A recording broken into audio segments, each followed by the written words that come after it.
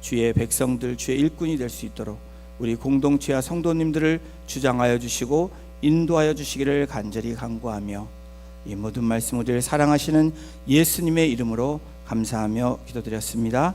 아멘. 오늘 우리에게 주시는 하나님의 말씀은 누가복음 1장 67절부터 75절까지의 말씀입니다. 제가 갖고 있는 신약성경 89페이지에 있습니다.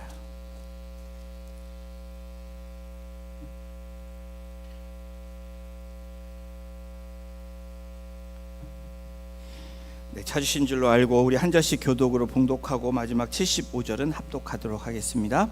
그 붙인 사가랴가 성령의 충만함을 받아 예언하여 이르되 찬송하리로다 주 이스라엘의 하나님이여 그 백성을 돌보사 성량하시며 우리를 위하여 구원의 뿔을 그종 다윗의 집에 일으키셨으니 이것은 주께서 예로부터 거룩한 선지자의 입으로 말씀하신 바와 같이 우리 원수에게와 우리를 미워하는 모든 자의 손에서 구원하시는 일이라. 우리 조상을 긍휼히 여기시며 그 거룩한 언약을 기억하셨으니 곧 우리 조상 아브라함에게 하신 맹세라. 우리가 우리 원수의 손에서 건지심을 받고 독합니다. 종신토록 주의 앞에서 성결과 의로 두려움이 없이 섬기게 하리라 하셨더라. 아멘. 오늘 사가랴의 순종, 지난주까지 저희가 구약의 인물들을 통해서 하나님께 순종한 사람들의 이야기를 나누었다면 오늘부터는 이번 6월달에 한 달 남은 기간 동안에는 신약에 있는 인물을 통해서 하나님께 순종한 사람들에 대해서 함께 나누기를 원합니다. 이 사가랴는 헤롯 왕 때에 아비야의 이 계열 반열에서 나온 제사장입니다. 신약 시대에도 이 다윗이 성전을 시작할 때에 만들고 또 제사장을 세울 때에 24조로 제사장들을 세웠습니다. 그래서 1년에 2번씩 가서 제사장들이 교대로 일주일간 성전에서 섬기며 봉사하는 그 일을 24교대로 했는데 8번째의 이 계열인 이 아비야 반열, 아비야 이 계열의 제사장의 자손이 바로 이 사가랴입니다.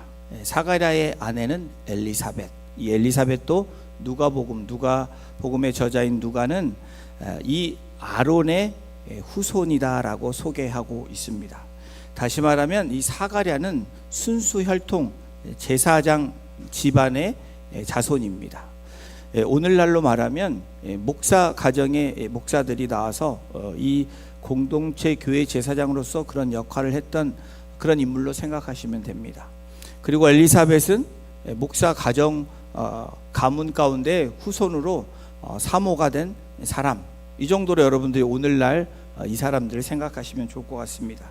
그리고 요즘 말로 말하면 이 엘리사벳, 아내인 엘리사벳과 남편인 이 사가랴는 요즘 언어로 넘사벽입니다. 굉장히 가문이 훌륭한 가문이라는 거예요. 그래서 성경은 이 사가랴 부부에 대해서 누가복음 1장 6절에 무엇이라고 설명하고 있냐면 이렇게 기록하고 있습니다. 우리 함께 읽어보겠습니다. 이 두 사람이 하나님 앞에 의인이니 주의 모든 계명과 규례대로 흠이 없이 행하더라. 여러분, 이 성경을 읽으면서 제가 이 말씀을 읽고 묵상하면서 말이 되냐라는 생각을 해봅니다. 하나님 앞에 의인이래요. 하나님 모든 24/7 우리의 모든 일과를 아시고 우리의 생각까지 아시는 하나님 앞에 사가랴와 엘리사벳이 의인이다라고 성경은 이 두 부부를 묘사하고 있는 겁니다. 그뿐만이 아니에요. 주의 모든 계명과, 그냥 주의 계명이 아니라 모든 계명이라고 기록합니다. 그리고 규례대로 계절이면 계절, 철 따라서, 그리고 모든 이 성경에 나오는 규례대로 내려오던 어떤 일들대로 흠이 없이 행하더라. 여러분, 이 말이 가능한 말입니까? 그런데 이 사가랴를 향해서 성경은 이렇게 기록하고 있습니다. 다시 말하면 하나님 눈에 그렇게 보여진 인물로 이 헤롯 왕 때에 암흑 시대로 찾아온 이 시대에 하나님이 주목한 한 사람이라는 것을 우리가 이 1장 6절을 통해서도 알 수 있는 부분입니다. 그런데 하나님 앞에 의인이고 하나님께서 모든 계명에 따라 살았던 이 사가랴, 그런데 이 사가랴에게 세상적으로 그리고 그 당시에 문화적으로 흠이 있었습니다. 어떤 흠이냐면 자식이 없는 거예요. 자식이 이렇게 자식이 없다가 생기신 분들이 계시죠. 우리 공동체에도 15년 만에 자녀를 본 우리 가정이 있잖아요. 이름을 말 안 해도 아시겠죠. 우리 또 공동체의 성도님 중에 손자를 보셨는데 15년 만에 자녀를 가진 그러한 가정이 있습니다. 저도 만 7년 지나서 8년째 자녀를 가져봤는데 요즘 현대는 그게 큰 흠이 아닙니다. 그러나 고대 시대에는 그것이 어떻냐면 모든 명성이 있고 그리고 굉장히 존중받고 존경받는 사람일지라도 자녀가 없는 그 자체가 흠이 됩니다. 그리고 수치스러운 그런 느낌을 받는 그런 문화 가운데 있었습니다. 그런데 어느 날 제사장 사가랴가 이제 그 때가 돼서 성전에서 일주일 동안 섬기는 그 과정 가운데 사가랴에게 하나님께서 천사를 보내셔 하나님의 메시지를 보내는 장면이 저희가 읽지 않았지만 누가복음 1장에 나타나고 있습니다. 천사가 제단 우편에 서서 사가랴에게 말을 합니다. 두려워하지 말라라고. 천사를 보니까 얼마나 놀랬겠어요. 그러면서 주님께서 하나님께서 너의 간구를 들었다라고 이야기를 합니다. 그 간구가 뭘까요? 아마도 여러 가지 기도 제목이 있었고 하나님께 예배하고 찬양했지만 그 마음 가운데 또 간절한 기도는 자녀에 대한 기도였을지 모릅니다. 아니면 평생 동안 해왔던 그 기도가 이 때가 돼서 하나님께서 이 사가랴를 통해서 자녀를 주시는 그런 응답의 시간을 맞이하게 된 것입니다. 내 아내 엘리사벳이 아들을 낳을 거야 라고 하나님께서 천사를 통해서 말씀하십니다. 이러한 기쁜 소식, 얼마나 기쁜 소식이에요? 그런데 사가랴의 반응이 어떤 반응이냐면 누가복음 1장 18절에 이렇게 기록합니다. 사가랴가 천사에게 이르되 내가 이것을 어떻게 알리오?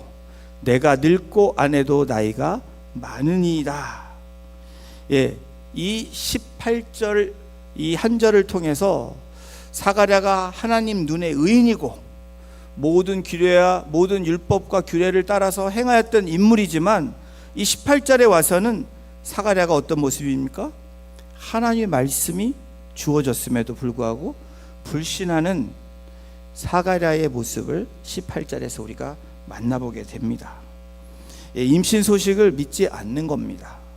여러분, 하나님 앞에 의인인 사가랴, 또 우리의 이 삶 가운데 예배 잘 드리고 또 모든 교회 생활을 잘 할지라도 여러분 말씀이 임할 때 그것을 믿지 않으면 여러분 역사는 일어나지 않는다라는 거예요. 이 사가랴가 하나님께서 전한 소식을 믿지 않았습니다.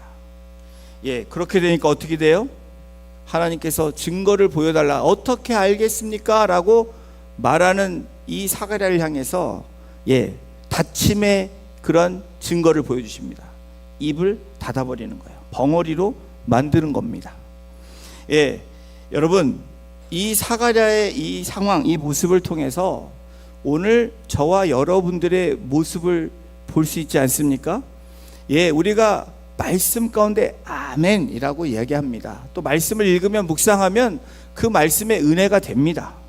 그런데 실상 우리에게 주시는 그 말씀을 삶으로 아멘이라고 삶으로 살아내는 그 일은 어렵다라는 것을 우리가 경험하지 않습니까? 이것이 사가랴에게서 보여주는 저와 여러분들의 모습, 우리 신앙인의 모습이기도 합니다. 여러분, 사실 교회는 오래 다니고 신앙생활을 잘한다고 할지라도, 여러분 교회 생활을 잘해도 하나님의 역사, 성령의 역사, 그리고 삶에 일어나는 성령 체험이 없으면 여러분 우리의 믿음은 온전한 믿음이 되지 않는다라는 것을 오늘 본문을 통해서 우리에게 말씀해 주고 계십니다. 결국 리얼 크리스찬은 삶으로 체험해야 된다라는 거예요. 더 나아가서 하나님의 말씀을 아멘으로 경험하는 흔적들이 우리의 삶 가운데 나타나야 그것이 증거가 되고 복음을 전할 수 있는 무기가 된다라는 겁니다. 사가랴도 이 경험을 하고 나서 어떤 모습이 되었는지 오늘 저희가 읽은 본문의 67절부터 75절까지가 바로 변화된 비포 애프터의 사가랴의 모습이라는 거예요. 오늘 우리들은 사가랴의 모습을 통해서, 오늘 본문을 통해서 하나님을 향한 애프터, 이 사가랴의 순종이 어떤 순종이었는지 우리가 함께 나눠보기를 원합니다. 이 사가랴의 순종은 오늘 본문에서 이렇게 우리에게 말씀합니다. 첫 번째 사가랴의 순종은 우리 함께 읽겠습니다. 성령 충만한 상태로 예언하는 것입니다. 이 사가랴의 순종은 하나님, 이 성령이신 하나님의 충만한 상태로 예언하는 순종이었다라고 본문은 우리에게 말씀하고 있는데요. 누가복음 1장 67절에 이렇게 기록합니다. 그 붙인 사가랴가 성령의 충만함을 받아 예언하여 이르되. 여러분, 오늘 저희가 읽은 본문은 사가랴의 이 찬송입니다. 하나님께 드리는 사가랴의 찬송이에요. 찬양입니다. 붙인 사가랴가 충만함을 받았다라고 성경은 분명하게 우리에게 기록해서 제시하고 계십니다. 이 에플레스테, 충만하였더라 라는 이 단어를 보면 가득하다라는 이 단어의 뜻이 있습니다. 가득 차서 넘친다라는 의미가 있는 단어가 바로 충만함을 받았다라는 거예요. 여러분, 성령의 충만하다라는 게 어떤 의미일까요? 여러분, 무엇에 충만하십니까? 성령의 충만하다라는 의미는 바로 예수님으로 충만하다라는 거예요. 아까 충만의 이 원어의 의미가 뭐라고 그랬어요? 가득 차다. 더 이상 다른 것으로 채워질 게 없는 상태를 충만하다라는 의미예요. 다시 말해 성령으로 충만하다라는 것은 무엇입니까? 성령의 하나님께서 누구로 충만해야지 완전체가 됩니까? 바로 성삼위 하나님인 예수님으로 충만해야 돼요. 그리고 하나님으로 충만해야 된다라는 거예요. 자, 하나님으로 충만한다라는 건 뭡니까? 보이지 않는 하나님으로 어떻게 충만해요? 말씀으로 충만해야 된다라는 거예요. 이렇게 리튼으로 쓰여진 이 말씀, 여러분, 그래서 이번에 성경 필사, 이 바이블 라이팅을 우리가 하는 목적도 여기에 있습니다. 누구로 충만해지기 위해서? 하나님의 말씀으로 충만해지기 위해서, 하나님으로 충만해지기 위해서 말씀하는 거예요. 그리고 예수님으로 충만한다라는 건 무엇입니까? 예수님의 이름으로 나아가는 삶을 이야기합니다. 십자가를 바라보는 삶을 얘기하는 거예요. 그 작은 예수의 삶을 이야기하는 것입니다. 그래서 충만하다라는 것은 예수님으로 충만하고 그리고 하나님으로 충만하는 거예요. 바로 이 사가랴가 메시아인 예수 그리스도로 충만해져 있는 상태입니다. 그리고 하나님의 예언의 말씀으로 충만해져 있는 상태. 그래서 성경은 성령으로 충만하여 라고 기록하고 있는 거예요. 여러분, 충만하려면 바울 사도가 에베소서 5장 15절에서 18절까지 뭐라고 얘기하냐면 충만한 이 상태를 유지하기 위한 방법을 얘기하고 있는데, 첫 번째로 세월을 아끼래요. 우리의 인생이 짧죠. 제한되어 있습니다. 길다고 하지만 우리에게 주어진 시간들, 또 우리에게 주어진 기회들은 그리 많지 않습니다. 그래서 세월을 아끼라는 거예요. 자, 그 다음에 두 번째로 충만하기 위해서는 뭐냐면 주의 뜻을 분별하라 라고 사도 바울은 에베소서 5장 15절에서 18절 사이에 이야기하고 있습니다. 그러면서 세 번째 뭐라고 얘기하냐면 술 취하지 말라. 요즘 말로 말하면 술 취하며 방탕하지 말라. 다른 것에 마음 뺏겨서 다른 곳으로 가지 말라라고 성령 충만해지는 방법을 프랙티스하는 방법을 말해주고 있습니다. 여러분, 이와 같이 충만할 때에 오늘 성경의 본문에 따르는 분명한 팩트, 이 트루스를 얘기해주고 있는데, 그게 뭐냐면 충만할 때, 성령으로 충만할 때 예언한다라는 거예요. 여러분, 예언하십니까? 네. 이 말에 여러분이 퀘션을 달 거예요. 내가 예언해도 되는 사람인가? Yes.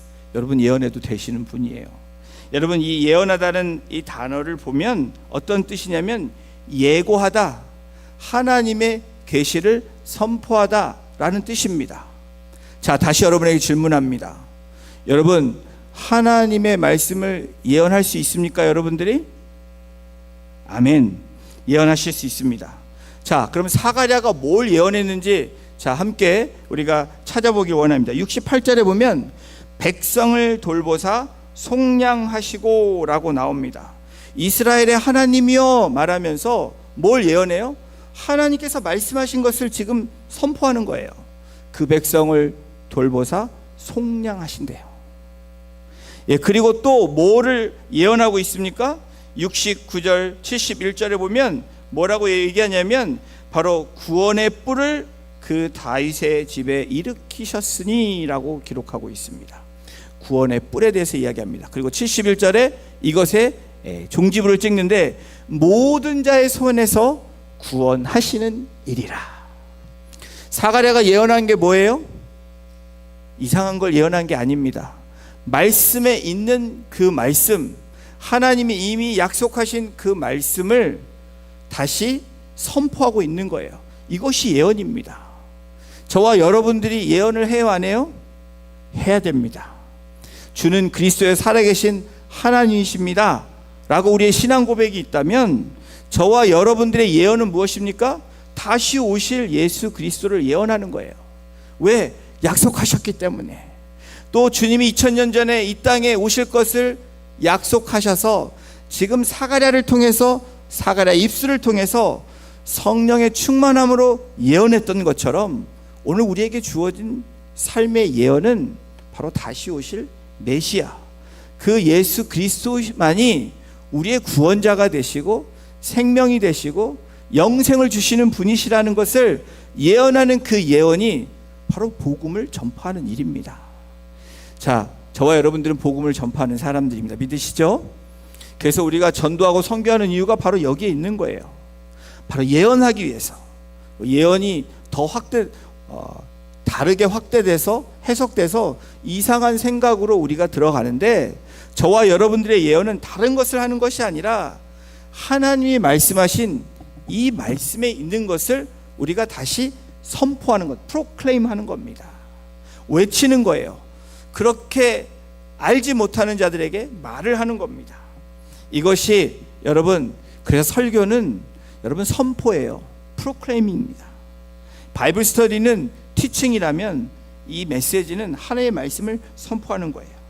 사랑하는 성도 여러분, 우리가 알고 있는 것과 아는 것을 선포하는 것은 다릅니다. 여러분, 알고 있는 게 너무 많습니다. 성경의 지식도 많아요. 그런데 우리가 매일의 삶에서 선포하는 것은 다른 일이라는 거예요. 그것은 충만한 사람들만이. 뭐에 충만해요? 성령에 충만한 사람들이.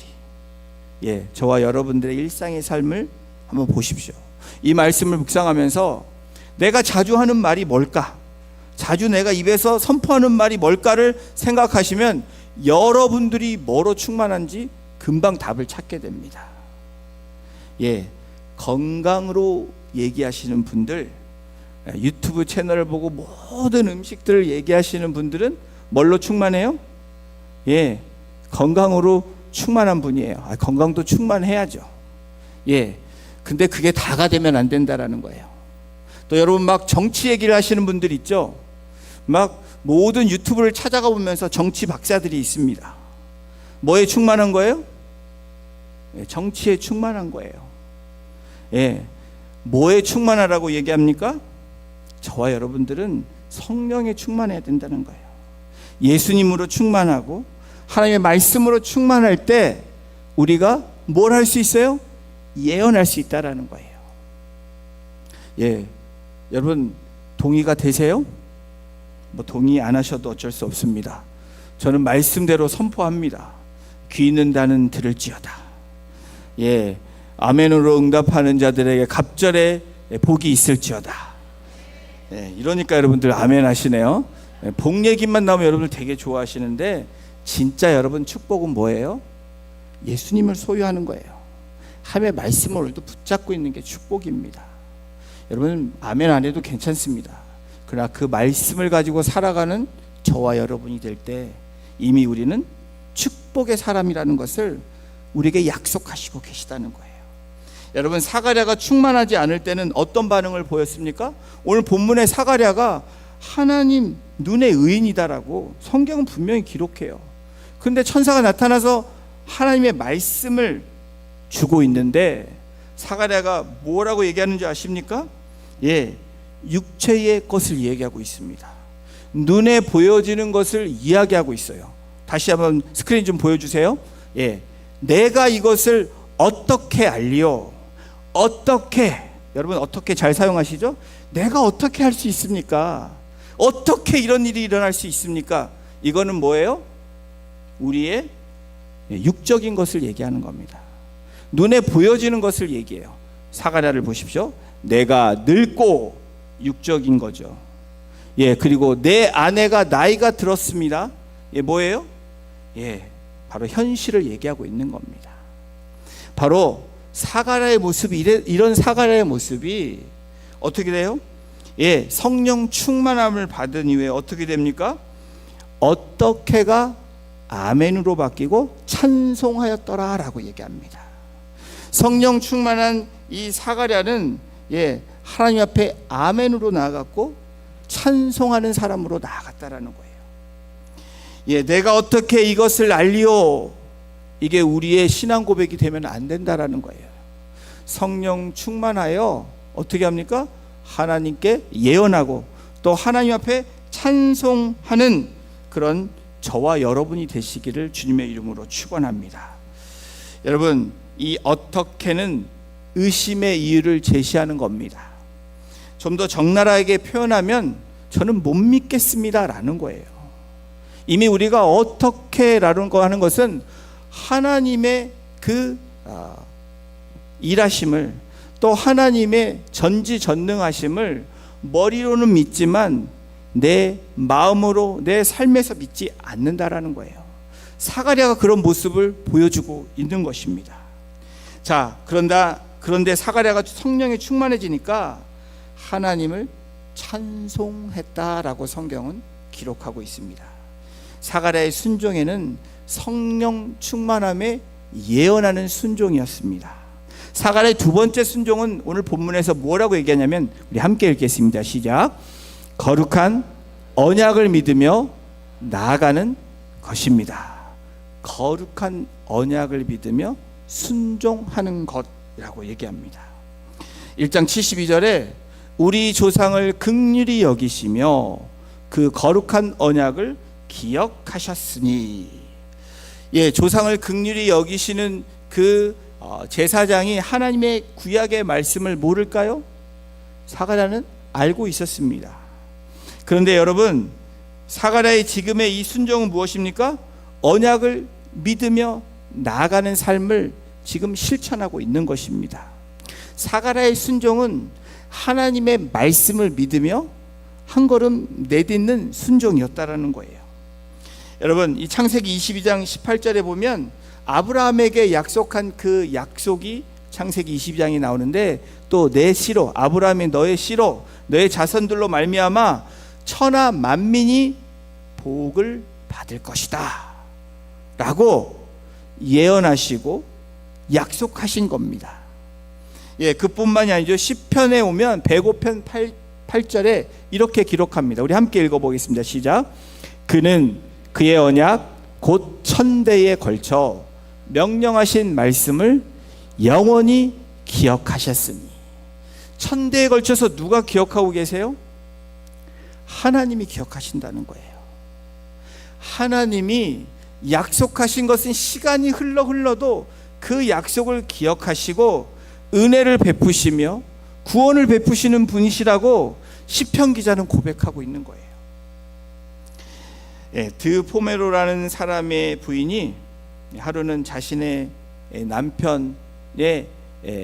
남편을 위해서 이 아카데미 회원의 선거를 돕기 위해서 시인, 영향력 있는 이 시인 고삐라는 사람에게 가서 다음과 같이 부탁을 했습니다. 제 남편을 위해서 투표해 주십시오. 남편이 말하기를 이번에 이 투표에서 당선이 되지 않고 낙선되면 죽겠다고 합니다. 이 간절한 부인의 이야기를 들은 이 시인 고삐가 그 부탁대로 투표를 이 남편을 위해서 하게 됩니다. 그런데 결과는 이 남편이 당선되지 않았습니다. 얼마 후에 그 부인이 고삐를 찾아와 인사를 하고 대화를 나누려고 하는데 시인 고삐가 그 부인을 향해서 다음과 같이 말을 했다고 합니다. 저는 부인에게 더 이상 할 말이 없습니다. 그렇죠. 할 걸 다 했으니까. 그러면서 이렇게 말을 했다고 합니다. 나는 약속을 지켰는데 부인의 남편은 약속을 지키지 않았습니다. 라는 말을 했다고 해요. 여러분 무슨 말인지 잘 모르시죠? 이 남편이 나는 당선이 안 되면 죽겠다고 얘기했는데 죽지 않고 살아있는 거예요. 이 우스운 이야기 같지만 이 예화에서 우리가 알 수 있는 게 무엇입니까? 우리는 말한 거에 대해서, 약속한 것에 대해서 알고 못 지킬 때도 있습니다. 그러나 모르고 지나가고 못 지킬 때도 있는 것이 저와 여러분들의 일상의 삶이죠. 오죽했으면 나폴레옹이 뭐라고 말을 했냐면 약속을 지키는 최선의 방법은 약속을 하지 않는 것이다. 여러분 약속을 지키지 않을 것이면 약속을 하면 안 되는 거죠. 저도 그런 실수를 종종 합니다. 안 하려고 하는 것이 아니라 까먹고 지나갈 때가 있는 거예요. 적는데도 잊어먹을 때가 있습니다. 다시 말하면 우리 사람은 약속을 하지만 약속을 온전하게 지킬 수 있는 존재들이 아니라는 거예요. 여러분 이런 말 자주 하십니까? 우리 밥 한번 같이 먹어요. 이런 말 하세요? 이런 말, 이것도 약속이잖아요. 내가 말을 내뱉는 이 자체가 약속입니다. 그렇죠? 근데 어떻게 해요? 어떤 사람은 그걸 기다리고 있어요. 저 사람이 언제 말하나. 한국에 가서 우리 미국에 오래 살던 분이 좀 충격을 받는 게 밥 먹자고 얘기했는데 그 다음에 답변이 없다라는 거예요. 한국은 인사로 그렇게 의뢰 한번 밥 먹어요 라고 얘기를 한다라는 거예요. 우리도 그런 습관들이 있습니다. 근데 밥 먹어요 라고 말하면서 그 다음에 뭐라고 얘기해요?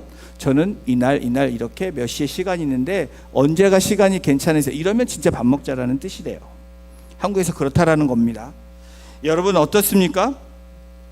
저와 여러분들은 우리 일상의 삶에서도 우리 매일매일 데일리 라이프에서 약속을 합니다. 가정에서 약속하고 친구에게 약속하고 이번 성도 안에서 약속을 합니다. 그러나 약속을 지키지 않죠. 그러나 하나님은 어떤 분이시라고 사가랴가 그렇게 고백하고 선포하고 있습니까?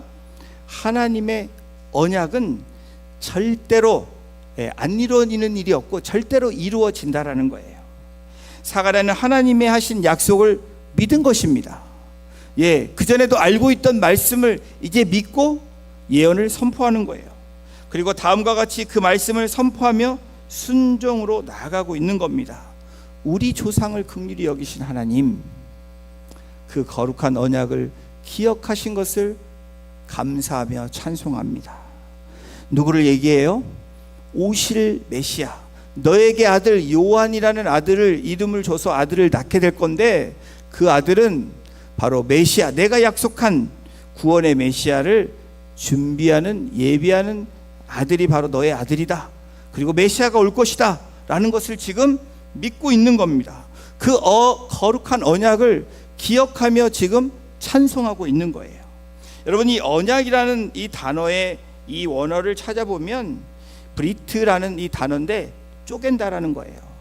이 언약이 동물을 놓고 반을 쪼개가지고 그것을 그 사이로 지나가는 것을 언약한다라는 거예요. 약속을 지킨다라는 의미가 있습니다. 무엇을 얘기합니까?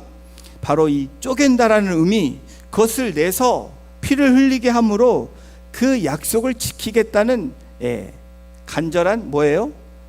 맹세이기도 합니다. 하나님이 하신 말씀은 언약이에요. 쪼개어서 우리에게 이루게 하시는 약속이라는 겁니다. 바로 예수 그리스도를 통해서 그 십자가에 흘리게 하심으로 우리의 구속이 구원자가 되시고 우리의 영생을 주시는 그 하나님이신 예수 그리스도를 지금 사가랴가 증거하고 선포하고 있는 것입니다.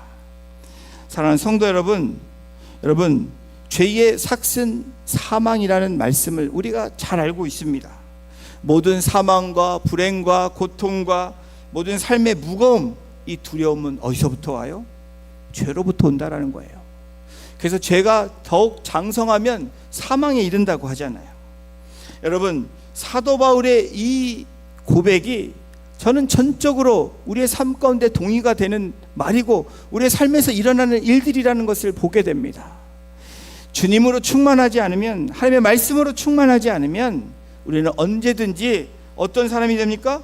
공고한 인생이 될 수밖에 없다라는 것을 말하고 있는 거예요.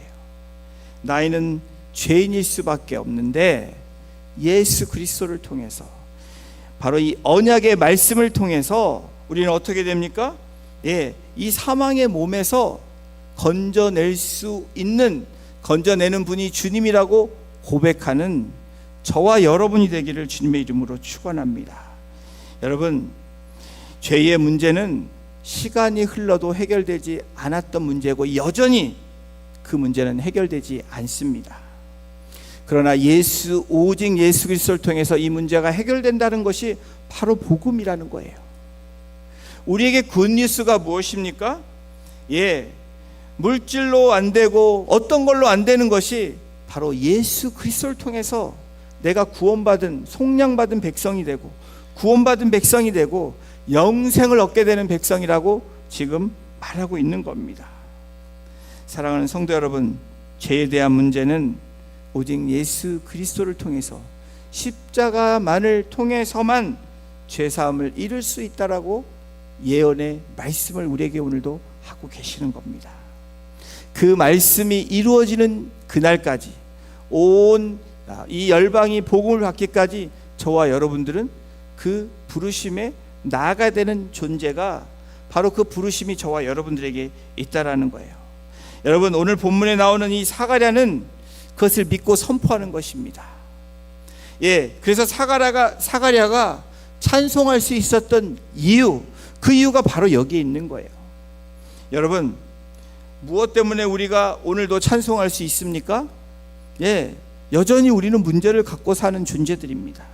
여전히 해결되지 않은 일들을 가지고 살아갑니다. 그러나 사가랴가 찬송할 수 있던 이유처럼 저와 여러분이 찬송할 수 있는 이유가 분명히 있다라는 거예요. 여러분, 사가랴가 자기 아들인 요한, 그 엘리사벳이 70세 정도의 나이로 추측하는데 노년에 얻은 아들이, 여러분, 광야에서 외치는 자의 삶으로 살아가는 것을 알았을까요? 몰랐을까요? 알았을 거라는 거예요. 그럼에도 불구하고 찬송할 수 있었던 이유가 무엇일까? 그것은 하나님의 약속의 말씀, 이 예언의 말씀, 이 말씀이 그대로 믿어지고 그것을 믿고 나갔기 때문에 찬송할 수 있었다라는 거예요. 여러분, 그 아들 뒤에 오시는 그분이 메시아라는 그 사실에 감격하는 이 사가랴를 우리가 만나보게 됩니다. 여러분, 사가랴의 순종은 성령 충만한 상태로 예언하는 순종이었습니다. 그리고 두 번째 사가랴의 순종은 거룩한 언약, 하나님의 말씀을 믿으며 나아가는 순종이었습니다. 자, 이 세 번째 순종 함께 읽겠습니다. 두려움이 없이 섬기는 순종입니다. 인류의 가장 큰 비극이 뭐죠? 이 아담 할아버지와 할머니가 죄를 짓지 않으면 저희가 이렇게 고생하지 않아도 될 텐데, 인류의 가장 큰 비극은 바로 사단의 죄와 사망 권세라는 거예요. 아니, 인간이 죄를 짓고 사망 권세에서 벗어날 수 없는 그 삶을 살아가게 되었다라는 거예요. 이 문제는 인간의 노력과 종교로 해결될 수 없는 문제라는 것을 우리가 알고 있습니다. 그러나 여전히 세상은 예수님을 나의 구주로 영접하지 못한 사람들은 그것을 알지 못한 채 무엇인가를 찾고 쫓기고 그렇게 살아가고 있는 모습을 보게 됩니다. 어쩌면 우리가 복음을 알면서도 그런 모습으로 살아가는 우리들의 모습도 종종 나타나죠. 그런데 여러분, 무엇을 얘기합니까? 이 사망과 권세를 깨뜨리신 분이 바로 예수 그리스도시라는 거예요. 여러분, 그 예수 그리스도의 오심으로 말미암아 그 십자가의 그 대속의 제물로 되신 그 예수 그리스도를 통해서 어떻게 됩니까? 이 사망과 권세에서 생명으로 옮겨졌다라는 거예요. 이것이 복음이지 않습니까? 여러분, 그거 하나만 우리가 갖고 있으면 사실 우리의 나타나는 삶은 여러분 넉넉히 이길 수 있는 믿음이 있는데, 그런 삶을 살 수 있는데 그게 채워지지 않기 때문에, 잃어버리기 때문에 우리가 늘 이리 치이고 저리 치이고 이리 쓰러지고 저리 쓰러지는 우리들의 모습을 보게 된다는 거예요. 로마서 6장 22절은 이렇게 선포하고 있습니다. 이 말씀 함께 선포합니다. 시작. 그러나 이제는 너희가 죄로부터 해방되고 하나님께 종이 되어 거룩함에 이르는 열매를 맺었으니 그 마지막은 영생이라. 죄와 사망 권세에서 우리가 이 회복된 것은 예수 그리스도로부터 우리가 구원받은 백성이 되었는데, 어떻게 되었다고요? 죄로부터 해방됐다라고 분명하게 말씀하고 있습니다. 그리고 어떻게 합니까? 열매를 맺었는데 그 마지막 열매가 뭐예요? 영생이라는 거예요. Eternal life. 잠깐 잠정적인 삶이 아니라 영원히 사는 그 영생이 우리에게 주어졌다라고 성경은 단호하게 우리에게 제시하고 말씀하고 있다라는 거예요. 사랑하는 성도 여러분, 이 영생이 있는 사람, 그 영생을 믿고 나아가는 사람에게는 어떤 힘이 있을까요? 두려움을 이길 수 있는 힘이 있다라는 거예요. 여전히 죽음에 대한 가장 인간의 두려움이 뭘까요? 죽음일 겁니다. 죽음이 찾아오면 믿는 사람도 우리가 헷갈릴 때가 있잖아요. 그렇잖아요. 근데 여러분, 확고한 믿음이 있고 영생을 추구하는 사람들은 제가 말씀드렸잖아요.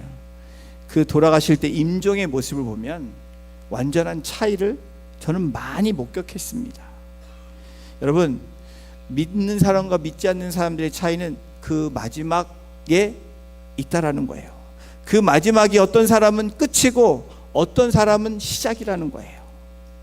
믿는 사람의 우리가 경험하는 이 죽음은 마지막이에요? 시작입니까? 잘 모르시겠어요? 죽어봐야 알겠습니까? 죽지 않으셔도 아셔야죠. 믿으셔야죠. 저와 여러분들은 우리의 끝은 영생이라고 말씀합니다. 그 영생은 끝이 아니라 인간이 생각하는 육적인 그 끝이 있을지 모르지만 우리에게는 시작이라고 분명하게 로마서를 통해서 우리에게 말씀하고 있는 겁니다. 자, 여러분에게 질문하겠습니다. 예수 믿으면 다 부자 됩니까? 잘 모르시겠어요? 그러면 예수 믿으면 모든 일이 다 성공하십니까? 참 안 되셨습니다. 이렇게 말하면 안 되죠. 그럼 예수 믿으면 우리는 병에 걸리지 않습니까? 더 나아가서 여러분, 예수 믿으면 우리는 죽지 않습니까? 제가 드린 질문에 저와 여러분들이 알죠. 예수 믿으면 다 부자 될 수 없습니다. 다 파워를 가질 수도 없고요. 우리가 건강하게 살고 싶어도 때가 되면 건강을 잃게 됩니다. 갑자기 찾아오는 우리의 인생에 세상이 말하는 불행처럼 찾아오는 불청객들이 우리에게 있습니다. 예수 믿어도 가난할 수 있고요. 예수 믿어도 실패합니다. 예수 믿어도 몸이 약해질 수 있고 병에 걸릴 수 있습니다. 예수 믿어도 죽음을 경험합니다. 그런데 누가 근데 왜 예수를 믿어? 라고 질문하면 여러분들의 답은 무엇입니까? 예수를 믿는 이유가 여러분 무엇입니까? 예수 믿는 것은 이 고백이 저와 여러분들의 삶의 고백과 선포가 되기를 주님의 이름으로 축원합니다. 여러분, 그 고백은 예수 믿는 것은 죄 사함을 받고 구원받기 위함이에요. 아멘이 안 하시죠? 예수 믿는 것은 구원받고 영생을 얻기 위함입니다. 여러분, 저와 여러분들이 그것을 믿는다면 우리만 받으면 안 되겠죠? 저 사람이 미워서 말 안 전하면 안 되겠죠? 그래서 복음을 땅끝까지 전하라고 하는 것은 내가 너에게 복을 주었으니 그 복을 너만 갖지 말라라는 거예요. 그것이 우리의 사명 아닙니까? 여러분, 아무리 부를 갖고 있다 할지라도, 아무리 좋은 명성을 갖고 있을지라도, 좋은 건강을 갖고 있을지라도, 여러분들이 누리는 모든 것들이 때가 되면 아무것도 아닐 때가 온다라는 분명한 사실입니다. 우리의 삶의 진정한 행복과 기쁨과 감사는 바로 예수님으로 채워져야 되고, 하나님 말씀으로 채워질 때에, 그리고 우리에게 다가오는 그 불청객들이 예수님으로 채워지고 하나님으로 채워질 때 그것을 이길 수 있는, 극복할 수 있는 힘이 될 줄로 믿습니다. 그러한 삶이 여러분들 삶 가운데 이루어지고 삶의 체험이 일어나시기를 주님의 이름으로 축원합니다. 여러분, 우리를 죄악에서 풀어주시고 속량하시고 구원하신 유일한 분, 그 메시아를 선포하는 사가랴는 바로 성령 충만한 상태의 순종이 있었다라는 거예요. 여러분, 이 순종이 어떤 순종이냐면 놀라운 하나님께 찬송하는 순종으로 나아갑니다. 거룩한 말씀을 붙잡고 우리가 한 걸음 발을 내디딜 때, 우리의 인생을 한 걸음 스텝 포워드 할 때 저와 여러분들에게 누리는 놀라운 은혜들을 우리가 누리게 될 줄로 믿습니다. 우리에게 지금 처해 있는 환경들, 두려움, 그리고 걱정과 근심과 어려움이 두려움 없이 섬기는, 하나님께 나아갈 수 있는 그 순종이 사가랴의 순종이었던 것처럼 그 순종의 삶으로 나아가시는 우리 성도님들 한 분 한 분 되시기를 주님의 이름으로 축원합니다. 기도하시겠습니다.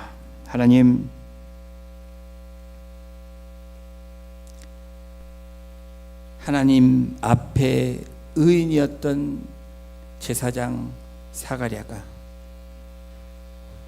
또 모든 율법과 규례를 따라 행했던 사가랴였지만 하나님의 말씀으로 채워지지 않고 우리의 구원자가 되신 예수 그리스도로 채워지지 않을 때 그것이 믿음을 잃을 수 있는 중요한 요소라는 것을 사가랴를 통해서 우리에게 말씀하신 성령께서 오늘 우리에게 들려주시는 그 하나님의 말씀을 우리가 붙잡고 성령 충만한 상태로 하나님의 말씀을 선포하는 예언자적인 삶이 되게 하실 뿐 아니라 그 거룩한 언약 하나님의 말씀을 믿으며 붙잡고 오늘도 그 한 걸음을 내딛는 거룩한 여정이 되게 하셔서 오늘 예배를 마치고 나가는 우리의 발걸음이 세상에 찾아오는 걱정과 근심과 염려와 그 두려움이 예수 그리스도의 그 축복의 말씀과 은혜의 말씀과 그 구원자가 되신 주님을 의지함으로 십자가를 의지함으로 그 두려움을 넉넉히 이겨낼 수 있는 우리 성도님들 한 분 한 분 될 수 있도록 사가랴의 순종을 이번 한 주간도 실천하며 나아갈 수 있는 우리 공동체가 되어줄 수 있도록 아버지 하나님 인도해 주시기를 간절히 간구하며 이 모든 말씀 우리를 사랑하시고 구원하신 예수 그리스도의 이름으로 감사하며 기도드렸습니다. 아멘. 우리 다 같이 나셔서 찬양 드리시고 축도함으로 예배 마치겠습니다.